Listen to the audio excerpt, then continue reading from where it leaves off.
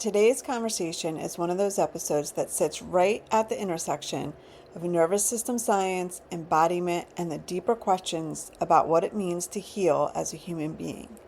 My guest today is Micah, and in this conversation we explore how the nervous system shapes our experience of the world, not just psychologically, but physically, relationally, and even spiritually. We talk about why so many people feel disconnected from their bodies, how chronic symptoms and nervous system dysregulation can actually be signals rather than malfunctions, and why learning to listen to the body can open the door to profound transformation. Micah brings a really thoughtful perspective to the conversation, blending science, lived experience, and a deep respect for the body's innate intelligence. Together, we explore ideas around safety, regulation, embodiment, and the ways that our nervous systems learn to shift from survival into connection and coherence. If you're someone who's interested in trauma healing, nervous system work, chronic symptoms, neurodivergence, or the deeper relationship between mind, body, and consciousness, I think you're really going to enjoy this conversation. So settle in, take a breath, and let's get curious. Here's my conversation with Micah. Welcome to the Spiritually Curious Therapist, where science, spirit, and the self come together in the art of healing. I'm Jody Silverman, psychotherapist, Reiki master, and fellow seeker. Here we explore how presence, compassion, and nervous system wisdom helps us reconnect with the heart, the body, and the soul.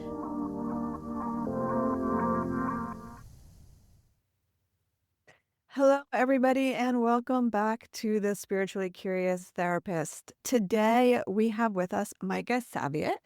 Micah is an MSW, LCSW-C, also an NBC-HWC. Micah, what does HWC stand for? Yeah, I'm a nationally board certified health and wellness coach. Ah, right. Okay, fabulous. Yeah. Fabulous. So Micah is, as you can tell, a holistic therapist and a board certified health and wellness coach who works largely at the intersection of trauma, adults with ADHD, and chronic illness. His integrative somatic approach draws from mindfulness, energy psychology, emotional freedom techniques, brainspotting, somatic experiencing, and heart's work to support deep, lasting healing. I was telling Micah ahead of time that we are on the same track in terms of the interventions that speak to us. So I'm really excited to hear how Micah is using all of these techniques in his practice. Micah is also the co-author of the upcoming book, Flourishing with Adult ADHD, the Evidence-Based Guide to Client Wellbeing for Therapists and Coaches, which I'm also really excited to hear more about. This book offers a strength-based, evidence-informed framework for supporting well-being, agency, and self-determination in neurodivergent adults. Welcome, Micah. Yeah, thank you, Jody. Thanks for having me. I'm really excited to be here. Absolutely. So, as I typically start, why don't you tell us a little bit more about who you are, who Micah the person is, how you got to where you are now in terms of all of these different holistic approaches that seem, to speak to you, that you have that you use in your practice, and what you're currently doing. Yeah, thank you for that. And I was grateful to listen to some of your prior episodes, and I think I've become a fan of your podcast and just this relationship between that the tools we are comfortable working with are really the tools that we have personal familiarity with, right? Absolutely. And that's where we can have the most impact with our clients. And I think that's largely where my own story starts as well. And just in terms of the hats that I wear personally, I'm an adult living with ADHD. I have chronic illness, and a lot of my story starts in my teens and 20s, having been sent to numerous therapists who were very cognitive focused and these evidence-based interventions. My parents, I had a lot of emotional dysregulation, was all over the place. I did have an ADHD diagnosis, but really strong emotions, a lot of depression, anxiety. And, I was sent to CBT, DBT, all these different people. And nothing really helped. Nothing really worked for me. And there was this kind of what I now know to be this kind of constant dysregulation, this kind of sympathetic drive in my nervous system that I was just constantly reacting to the world and people, and even reacting to the things in my own brain and my own emotions. And, looking back, it that really kind of drove a lot of my ADHD symptoms to be worse and really difficult. I always had trouble finding the right medication. And it wasn't until I came across a therapist who was someone who practiced both EMDR and EFT tapping. I was like, oh, like, wow, I didn't know that you could feel like calm in your body. Wow. Yeah. So that was a big turning point for me to start to feel a more body-based approach, Mhm. working with the nervous system instead of these kind of more top-down, or just like sit there and meditate for 5 minutes, which is not possible for me Yeah. at that time. Yeah, that's so powerful, and I hear that a lot, and I think it's so important for people to remember, and that is that a lot of these top-down approaches, they can be very useful for a lot of different things, but they don't get to the underlying physiology that is driving a lot of the thoughts and behaviors that are showing up in people's lives causing suffering. And the top down approaches tend to come from this belief that like our thoughts drive everything. And so that's where the focus is. And what we now know just through the study of neuroscience is like that's not necessarily true. Not that our thoughts aren't important, they are, and not that they can't create dysregulation in our bodies because they do, but that our bodies are a very active participant in this whole process, and that needs to be approached and addressed just as much as the thoughts and the cognition does. Yeah, thank you so much for highlighting that. And I was really frustrated and sick of this kind of like, well, just think about it differently, fill out this worksheet, approach things Mhm. differently, and then meeting with this therapist and starting to work through the layers of the stuckness, the stuck energy, the stuck things that were contributing to how I was feeling, and feeling empowered to have the power of counting in my fingertips from this first therapist. It was like, wow, I can start to regulate. And that actually really leads into I was sick for most of my 20s, this kind of unidentified chronic illness. Nobody knew what was going on. Go to many doctors who were, of course, with Western medicine, just kind of trying to target this symptom and that symptom. And, oh, we don't really know what this is, but, you know, take all these medications. I was on like 14 psych meds and all this stuff. Oh, wow. And it wasn't until I started realizing the role of the nervous system and that hypervigilance that was driving most of my mental, but also physical symptoms and my reactions to my symptoms, Huh? that this, oh my God, something's wrong. Let me go figure it out. I have to research it. Oh, well, I did that and that. Well, like, let me find some other solution. It was this kind of never ending loop that I learned was perpetuating my own physical symptoms and my own physical illnesses. I really wanted I thank you for bringing that into this space, and I really want to highlight that because as my practice has also opened up to working with chronic pain and chronic illness and learning about neuroplastic symptoms and the science behind that, I think it's so important. I want to like scream it from the rooftops that this cycle gets perpetuated, and the more that we are focused in on the symptoms, whether it's chronic illness or our anxiety or our depression or other mental health symptoms, or even things that that come along as a result of our neurodiversity, the intensity in which we focus in on them and try to fix them creates more hypervigilance, which just keeps our nervous system locked into that loop where the fear creates more pain, more depression, more anxiety, more fatigue, more symptoms. And then the fear of that, it's like the serpent eating its tail over and over and over again. And that's such a huge finding that all the new research is supporting, that like I would just want everybody to know. I just want everybody to know, like, it's your fear that's like keeping you stuck in this loop. It's so hard for people to wrap their heads around.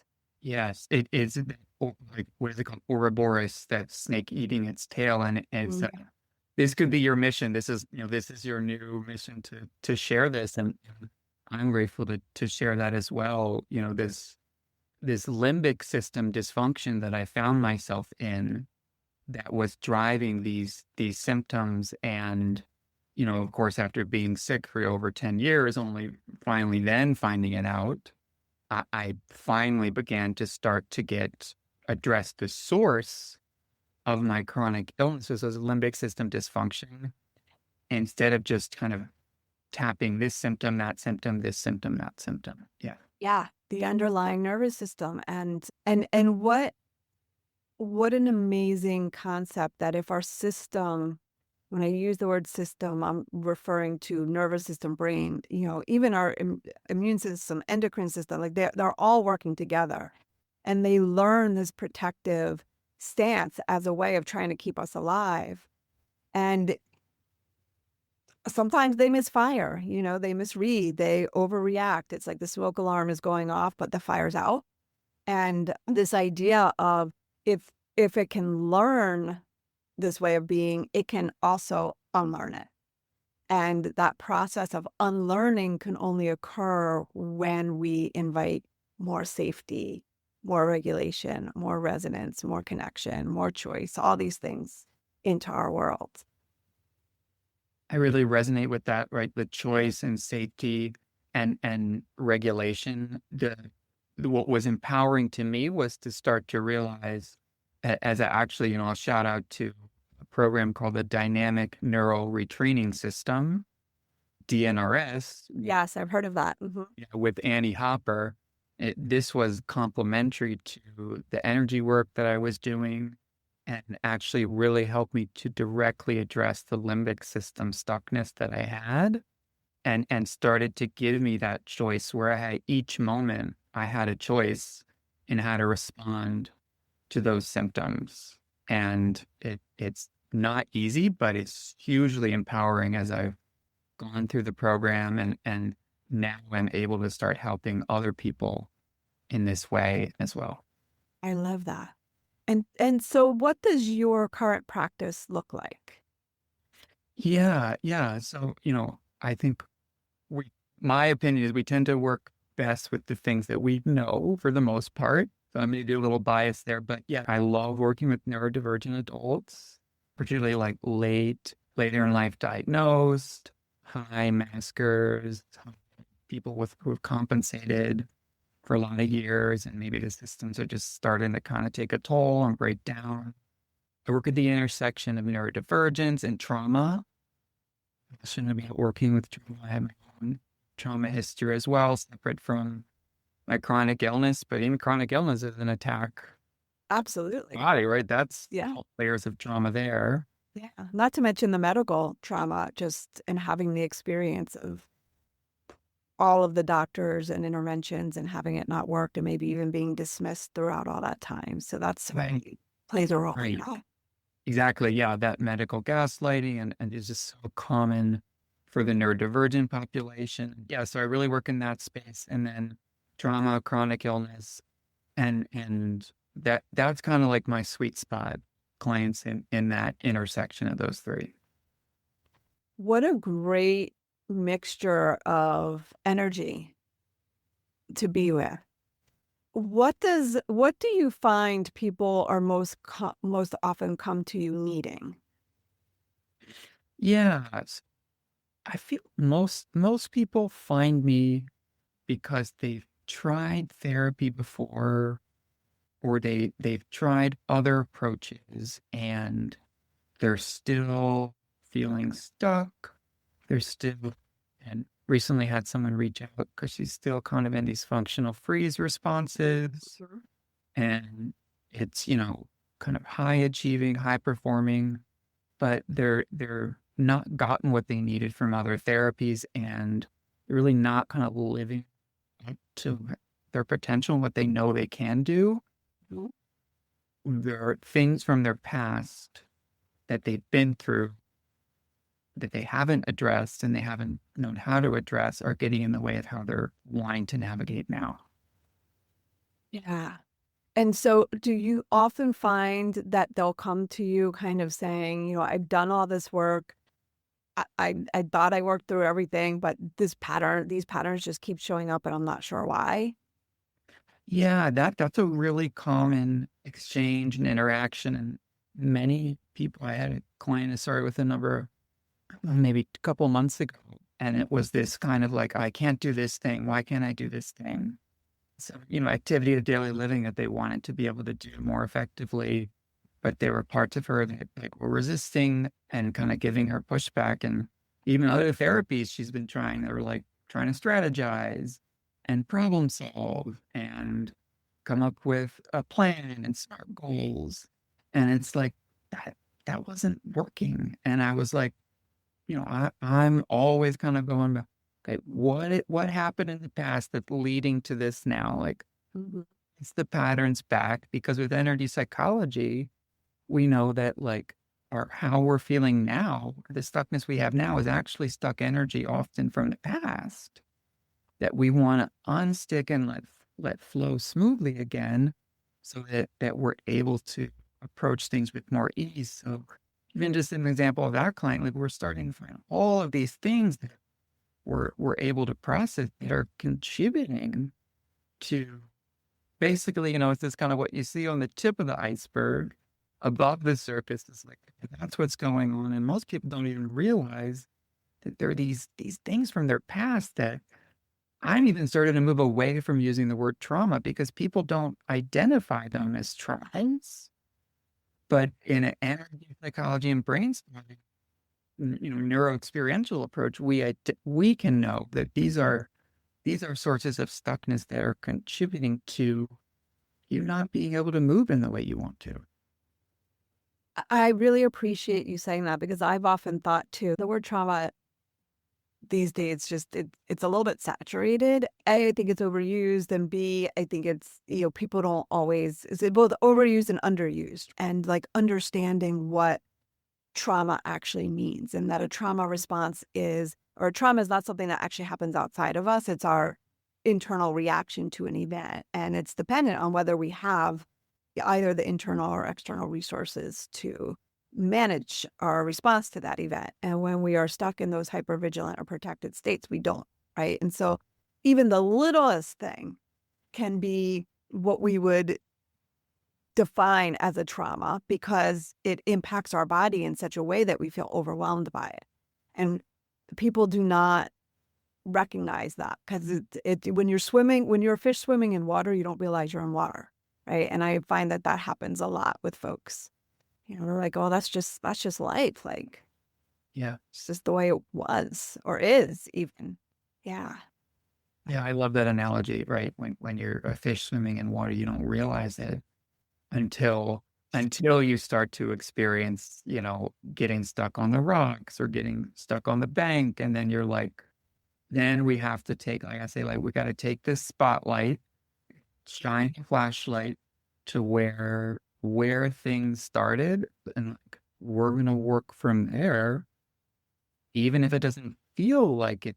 You may not even have a feeling that there's something there, but there is something there. So let's shine it there and start piecing it together.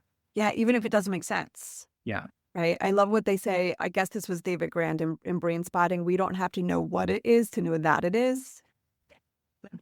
I love that one. He's got some real good, Brain Spotting's got some really good like little sayings that really stick with you. But that's a really powerful one. So sometimes, people are just coming in with that sense of unease or dysregulation, and we don't have to know exactly what it is to know that it's happening. And like, let's explore that from an embodied perspective. Yeah. Yeah. And so I'm wondering, just coming, bringing the embodied piece into this conversation, one of the things that is really important to you is really leaning into this practice of embodiment, especially when it comes to spirituality. Can you share a little bit with us about that and how spirituality shows up for you, perhaps, and how you bring it into your work in this embodied way?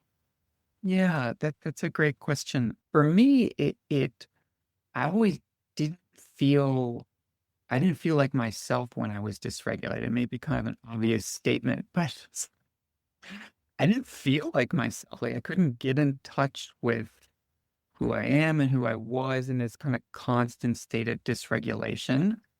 And so as I began to calm my limbic system and get some relief from these symptoms and feel more regulated in my body and start to expand my own window of tolerance for navigating challenges and stressors, I started to be able to, tap into just, okay, my own sense of self-efficacy and like, oh, I can do this now. Like before everything, I used to kind of just get totally dysregulated. And now I'm like, okay, I know that I can find that center.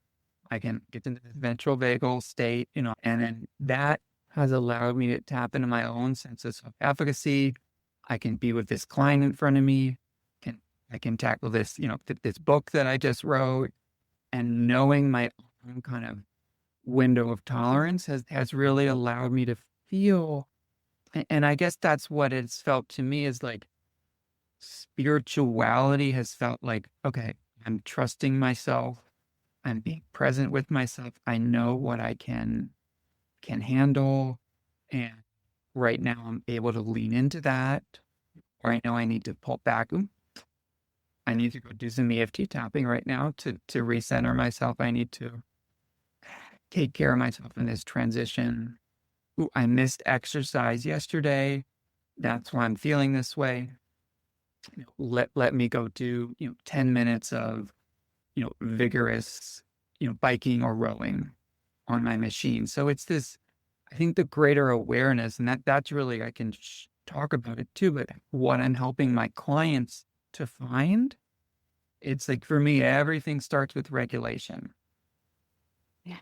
Once we're regulated, then we can start building off of that, particularly with a lot of people that I work with, a lot of the clients with ADHD that I work with who, and I am a coach, so I recognize the importance of coaching and evidence-based coaching and executive functioning, executive function strategies and approaches. But most of that doesn't land. It never landed with me and doesn't land with my clients very well when we're dysregulated. Right. So it's like we can come up with 50,000 strategies, but if you can't feel regulated and in this sense of kind of embodiment that you're describing in the moment, then how can we even act on those strategies that we've identified are useful for us? Yeah. And can you talk a little bit more about what regulated means? Because I find that sometimes people have this idea of what regulation is, and it may not exactly match up with what we mean when we talk about regulation from this overall nervous system perspective, because it doesn't mean calm, cool, and collected. Right. Yes. I'm sure you have many thoughts about, you could fill in the gaps for me, but I just share from it's this, I really kind of go with this kind of window of tolerance. I just really like that idea. But this idea that, right, like our nervous system is dynamic, it's not static. Yes. Right. So, and for those of you who don't know, the window of tolerance is kind of this like even middle ground, or, probably vagal is kind of this like, ventral vagal state, cool, safe, feeling relative safety. We go above it, it's kind of more anxious, sympathetic. To go below it, it's kind of a little bit more shut down, avoidance, or dorsal vagal. And it's like, so for me, regulation is like, we can wake up in the morning when maybe like more anxious. I mean, that happens to me, particularly given the state of our world right now. There's a lot going on. The goal is not to never be anxious. Our nervous system ebbs and flows. And for me, it's like a magnet. Like if I go elsewhere, it's this kind of like magnet to like come back to. I love that. Feel this like this clicking in. Like I Mhm. sometimes some days I see, like 4 or 5 clients back to back. It's a lot, right? Couple clients in, I am starting to get a little bit more dysregulated, maybe losing my center, this or that. I got that limbic countertransference, brain spotting. There's I'm feeling those emotions land on me and feeling some of their trauma hit. And then it's like, okay, I'm going to kind of come back and click that magnet back into place by doing the practice I know that I need to do in order to kind of refining that center. So I guess just kind of illustrating that it's a dynamic process, not static. It's not on or off. Regulation is fluid, and it's awareness is the key part. Yeah. Like if we have to build awareness on a cognitive level, on an interoception level, like all these things. I have clients who come, interoception can be challenging for many people, particularly neurodivergent folks. Interoception can be challenging for, trauma when we're in a lot of trauma shutdown. And really the first step is to build that interoception awareness, because we won't even know if we're outside that window of tolerance, if we have some sense of dysregulation, unless we're aware of that. And that allows us to then engage in some practice, whatever that looks like, to kind of refine that center after we encounter stress or other things. I think you just said something that's really important that I want to highlight. Well, you said a lot of things that were really important, but one thing in particular that really landed is the idea, like the importance of interoception. And that a lot of people, especially those who are coming into therapy with a history of trauma or are neurodivergent, and people in general, like a lot of us don't have access to really feel what's happening in our body. And if our nervous system is picking up on threats all the time, if we're stuck in one of those protective state loops, what's happening in our body, and this is what happens a lot of times in chronic pain and chronic illness, right, is interpreted as being threatening. So I was just right before we jumped on, I was doing some slides for a presentation, and I had like this aha, which was, well, I didn't have it, but I read it, and it was like, it was an aha from like, yes, that's it, which is that our neuroception, whether we're under threat or not, like whether there's threats in our environment, is the difference between whether we interpret like that like tingly feeling in our chest as excitement or fear. It's the same sensation, right? Like that feeling in our chest. But if we're feeling under threat, it's going to be interpreted by our mind as fear. If we are in a ventral vagal state and we're having a great time, it's going to be interpreted as excitement. And I just think that's so that really hit me, because for people who are stuck in these protective states, anything in their body can be interpreted as something potentially threatening. Yeah, that's a really good point. I appreciate you picking up on that. And that like that does bring in the role of like thoughts, right? Like the nervous system does impact our thoughts and our perception, like neuroception of what's happening and what's going on. Yeah, absolutely. And then, because the mind then makes meaning out of out of the sensation. And then that just reinforces one way or the other. Oh, I'm excited. I'm having a great time. Okay. Or I'm terrified. There's got to be something wrong. And then, we find what we're looking for, right? We're going to find that threat, which is then just going to reinforce. So like just slowing down that loop and helping people have awareness and staying with is such an important first step. And so I love that you bring that here and into your practice, because I think a lot of people, especially when we're talking about like nervous system work, which seems to be like everyone's talking about nervous system work, and there's a lot of stuff out there, right? And I'm in some of these Facebook groups, and it's kind of blowing my mind what people are doing in terms of like the urgency in which they're trying to like do this work without really having that scaffolding or that safety that's so important, because otherwise you just reinforce the hypervigilance. Particularly, yeah, I think that's so important, particularly around this, you know, I have a lot of neurodivergent folks that I work with, adults with ADHD. There's kind of this like, history of kind of long history of like not measuring up to standards, really like lack of self-efficacy, really not meeting societal standards, comparing what you quote unquote should be doing to what neurotypical people are doing, and not like lack of trust in oneself. And then when you kind of we throw there were these things out there. Oh, you should be doing this. Find nervous safety here. Do this 5-day program. I think it's really missing the mark for a lot of people who have, number one, had trauma, but number two, were already like trying to do what they thought they should be doing by neurotypical standards. And then they're like, okay, I tried that, but it didn't work. And it's like, what's wrong with me? Like, there's nothing wrong with you. First of all, it's probably not even designed for neurodivergent brains. Second of all, this stuff doesn't work like that. We have to build the scaffolding, like you said.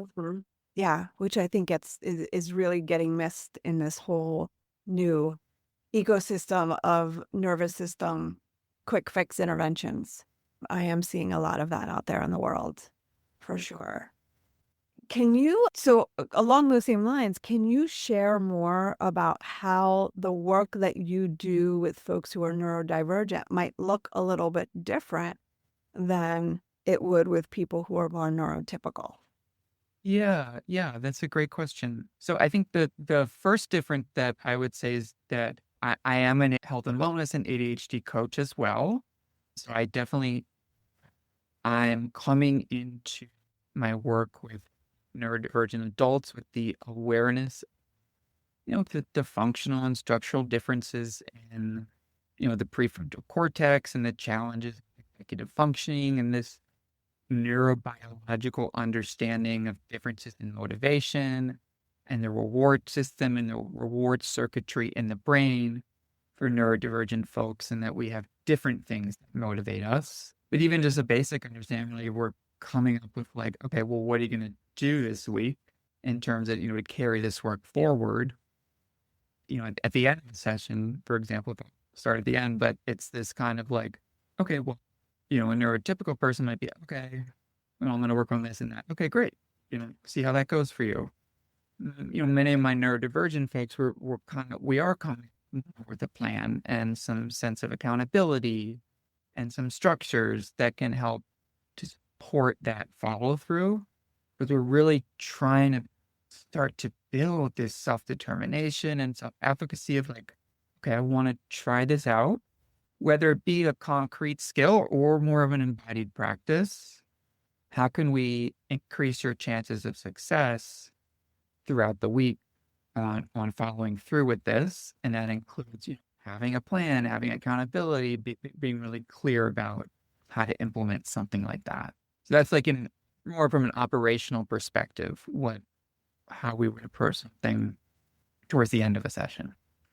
I'm curious if pervasive demand avoidance ever comes up around these types of expectations, especially when you're doing like some of your coaching work and you're like trying to help people put accountability and goal setting into place.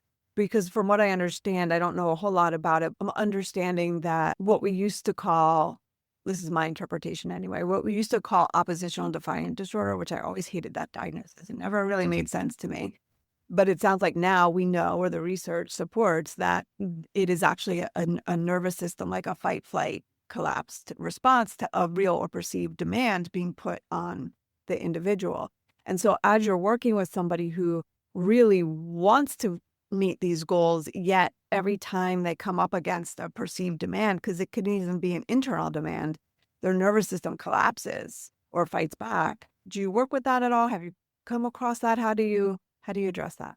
Yeah, that's a great question. Yeah, there's this kind of the PDA term, right? It's like pathological demand avoidance. The other term that I find a little bit more affirming is this like pervasive drive for autonomy. Ooh, I like it. Wait, I have to write that down. Pervasive drive for a time. I like that much better. That's the other PDA, right? Like it's like, or the more affirming term, pervasive drive for autonomy, because that's signaling like what you're talking about, that it's a nervous system response, and it's not something wrong with the person. It's something that's inherent within them, right? So absolutely, yeah, this is something I've frequently come across. And, first of all this accountability and everything, it's formed in this client-centered way, right? Like client is going where they want to go, whether I'm doing coaching or therapy.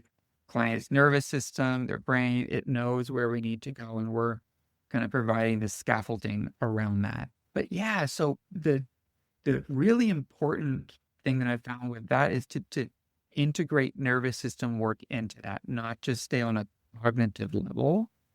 Okay, I'm having this resistance. Okay, let's start exploring this resistance. Let's get the pointers out. Let's find a gaze spot. What part is this that's speaking up right now?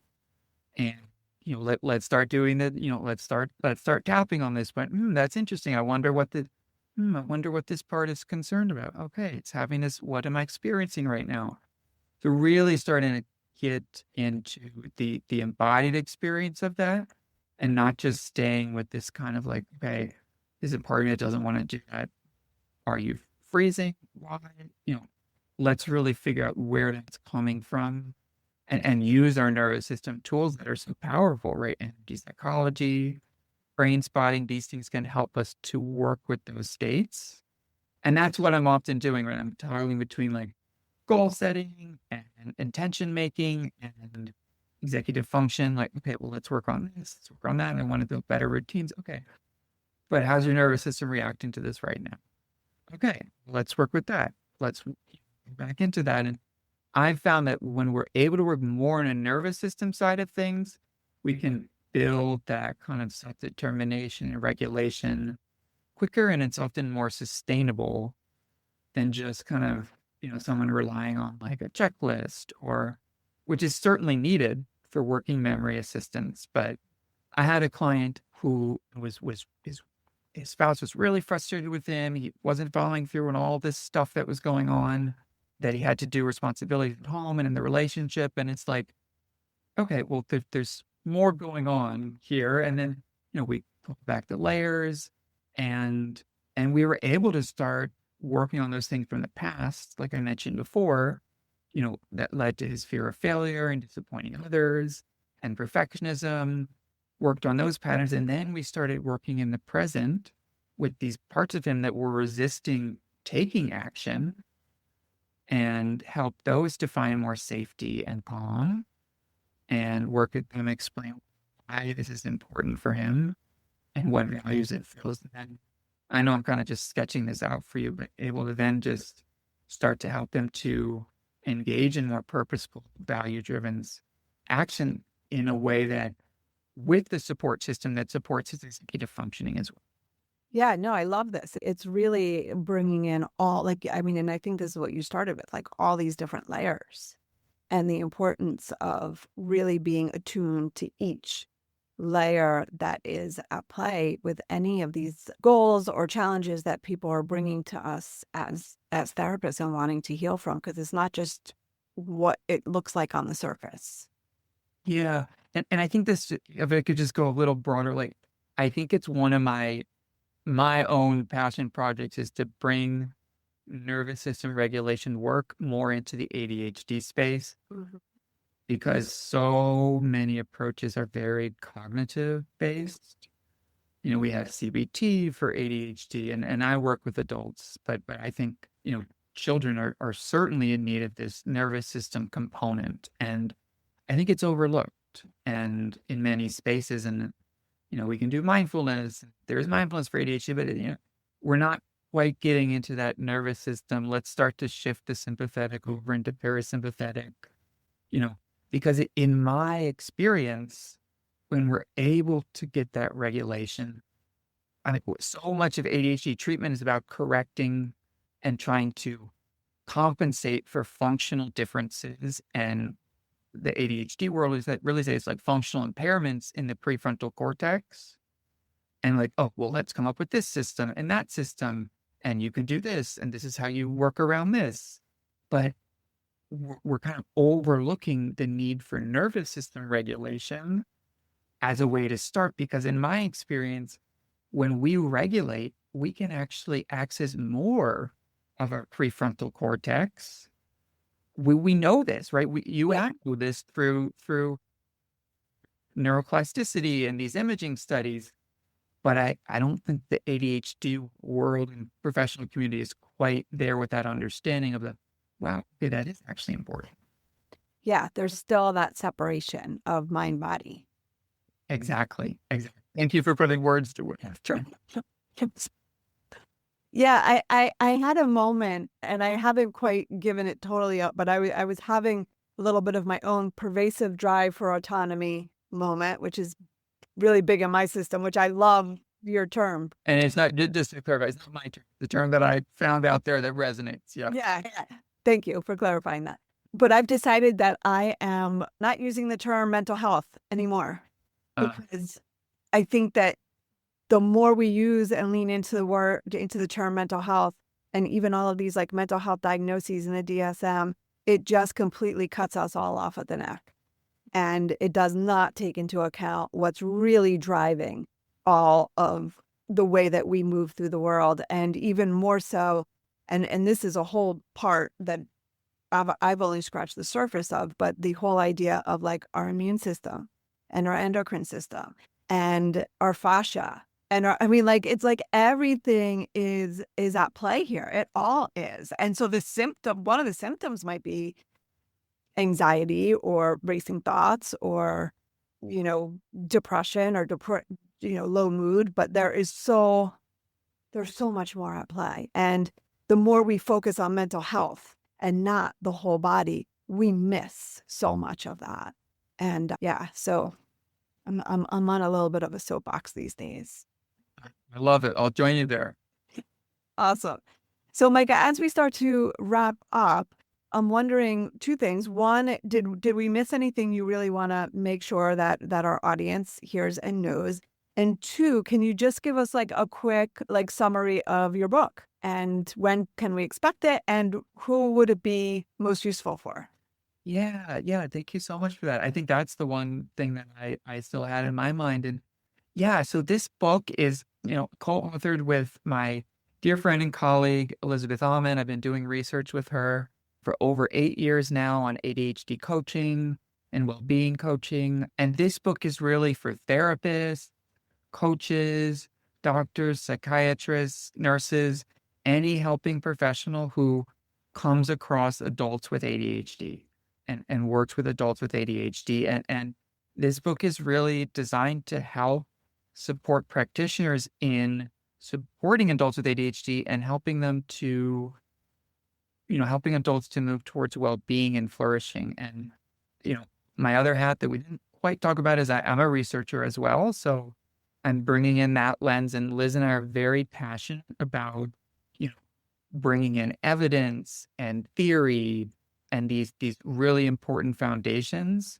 We're not writing from our own personal experience. We're not writing from our own clinical experience, although that certainly informs the book, but we're writing from the lens of like, these are the theories that are out there, and this is the theories that, evidence-based coaching brings and neuroinformed therapy brings, neuroaffirming lenses. So I think this book is a really wonderful contribution to the field and the literature, and I'm just really excited to bring it out there. It should be out in April.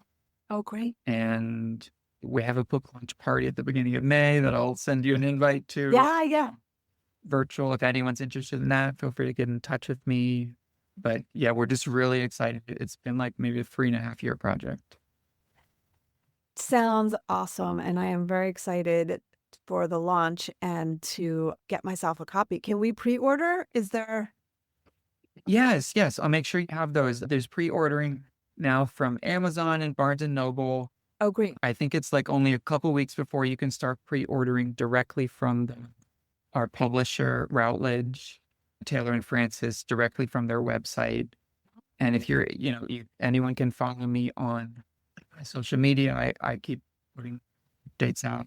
And I just was looking the other day. It's in like, I don't know, like almost a dozen different other countries, Amazons as well, available for pre-order now too. Yeah. Oh, that's amazing.